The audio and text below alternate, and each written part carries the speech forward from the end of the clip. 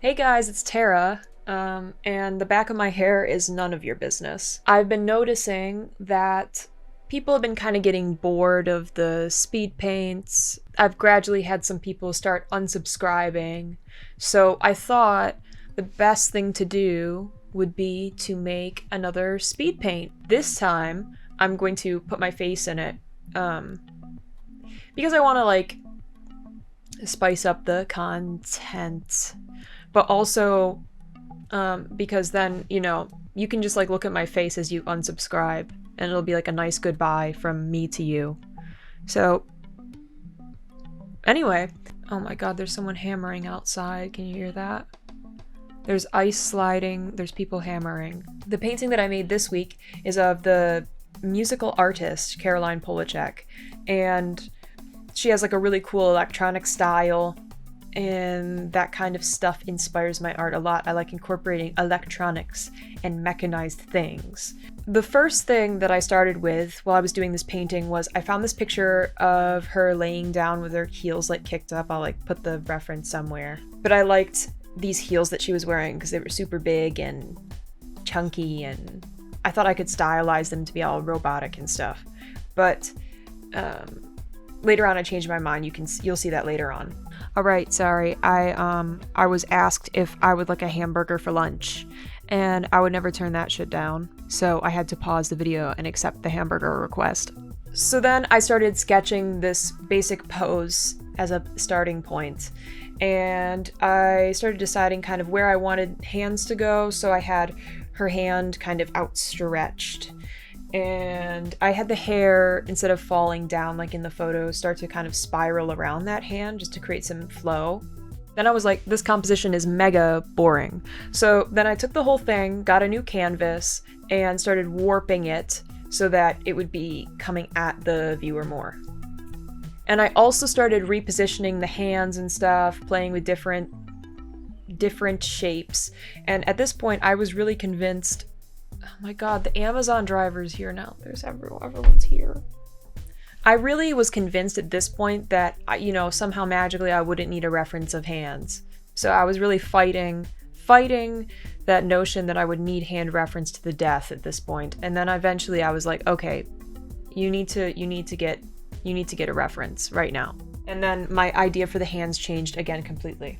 For a while, I really thought that this composition was it. I'm like, I found it, everything's great, we've got it, we are so talented, so beautiful, so amazing.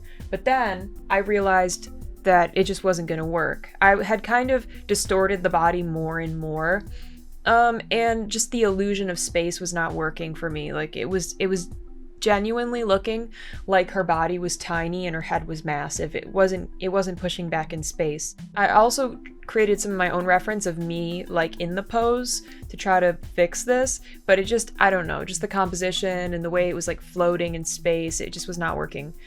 So I decided to abandon the legs because they were distracting from the main point of the painting anyway, which, like I said, is the hands. So I got rid of the legs.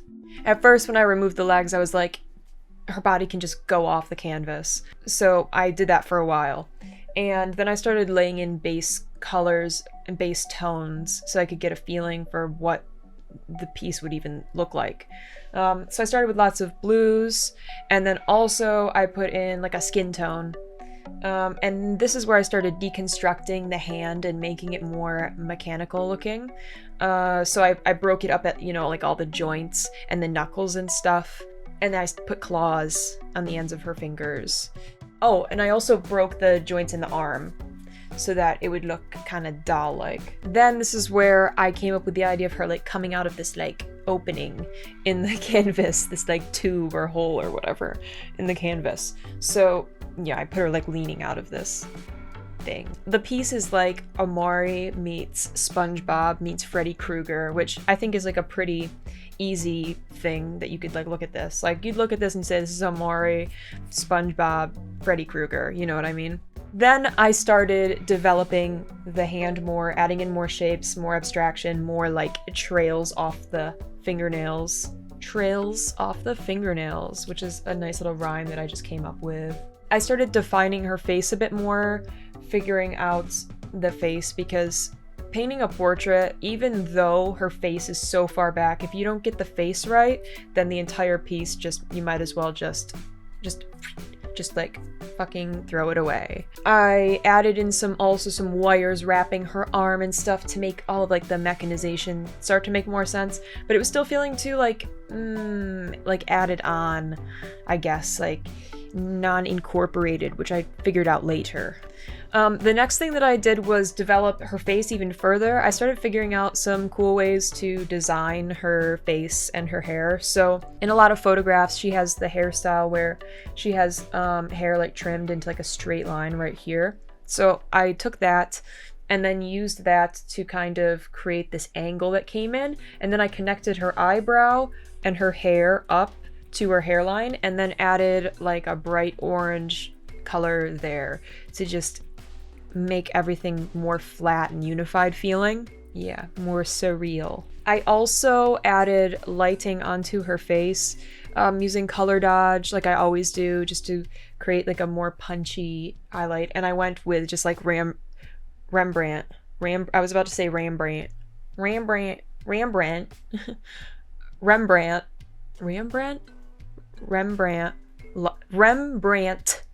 lighting. Then we had some missteps in the process. For some reason, I got this idea that it would be good if she was coming out of a square. And then I also took her hair and made it really complicated, like a waterfall over the top of her hand. And at this point, her silhouette was like entirely lost. Like if you look at this, if you were to turn this to all black, it'd just be like a garbled mess. You wouldn't even know what the hell was going on. And that's fine, but like that's not what I wanted for this piece. So yeah, this was our ugly era. I also added this like explosion coming out of her neck.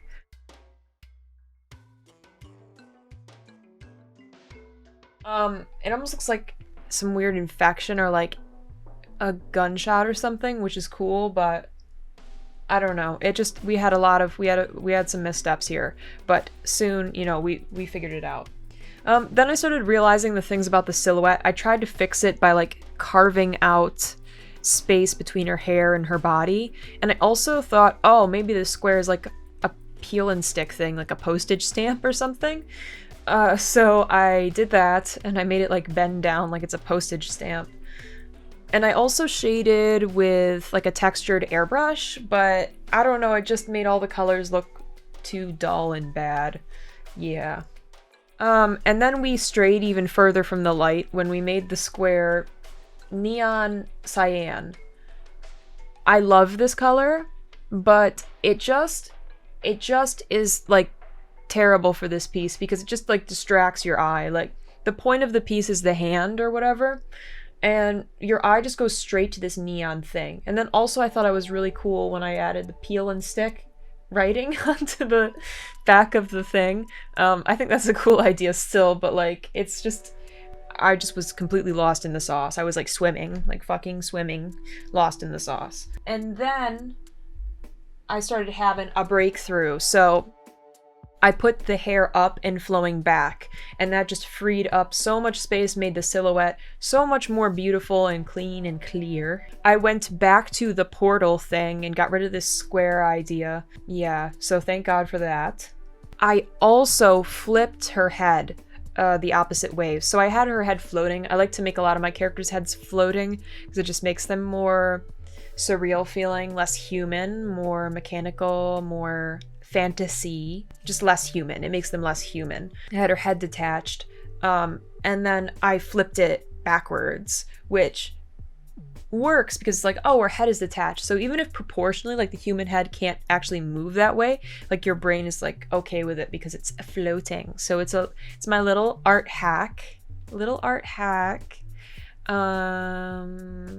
But it just creates a better flow. Like her body has so many more twists and turns to it that make it so much more interesting to look at. That's like one of the biggest things about digital painting and digital art that's amazing, is that you can go in and do these things. With traditional art, it's a lot harder to do.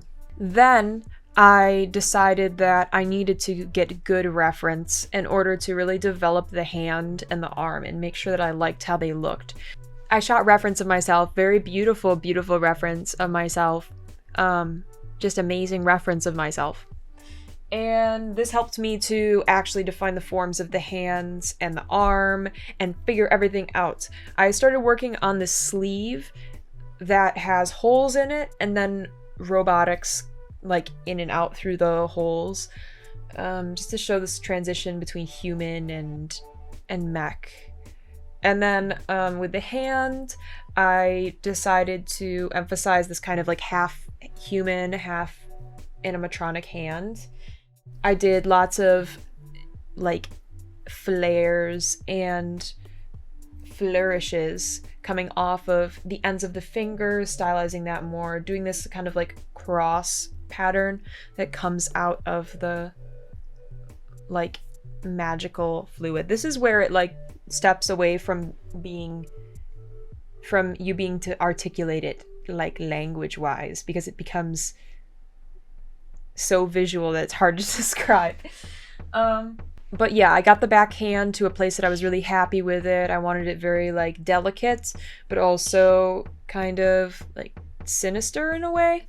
I like to have kind of like a sinister-ish quality to my paintings. I also added this beaded necklace, like a pearl necklace that's floating up in the air just so that the chest had more going on. I morphed the body a lot of times until I was happy with the shape of it. I played with translucent textures on the fabric of the sleeves. I also did a lot of add layers for defining the shadows in the hand specifically, because there's so much going on visually there that I needed to make sure that I had lighting that made sense so it would make all of the shapes make more sense. The finishing touches were just a lot of lighting details, like more bright highlights on the metallic parts of the hand, and there was some blurring that I did, especially on the hand in the background to set it back in space more.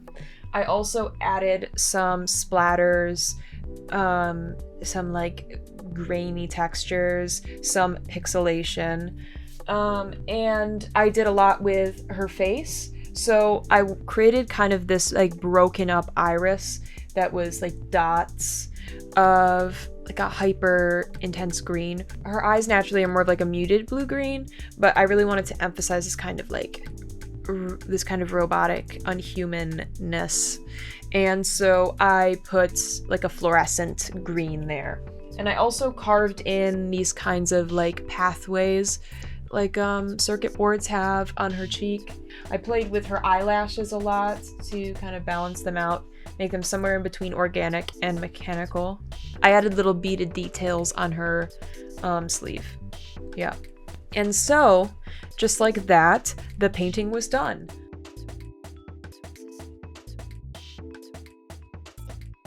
I love all the details I was able to get into the hand. I really like the details on the arm. I have all my opinions about it, but I want to know, what do you guys think? Do you think that I was able to capture a combination of Caroline Polachek's music and robot aesthetics and make the new future human that is genetically superior to all humans that currently exist? Was I able to transcend humanity and create a robot that would be both wise and smart, and also be able to sing songs and do dances? You decide. You decide. Decide right now. I've shared this piece on TikTok, Instagram, like through my stories. Oh, did you hear my stomach? I'm gonna eat that hamburger soon. Can't wait for that hamburger. Let me know what you think of like this style of speed paint. I have other kinds of content planned. I really want to do a video showing my drawings from when I was younger. I came across some of my drawings from middle school like a few days ago, and oh my god, they're so bad. So they're really bad, but you know, like everyone's middle school drawings are bad, but also they're like beautiful because, you know, they brought you to where you are today. So please give this video a like if you like it, and also subscribe. because it lets me know that people like the stuff that I'm making, and also it helps other people see my art, and I just want to share my art with everyone. Share my art with everyone. I'll see you next week in the next video. All right, bye.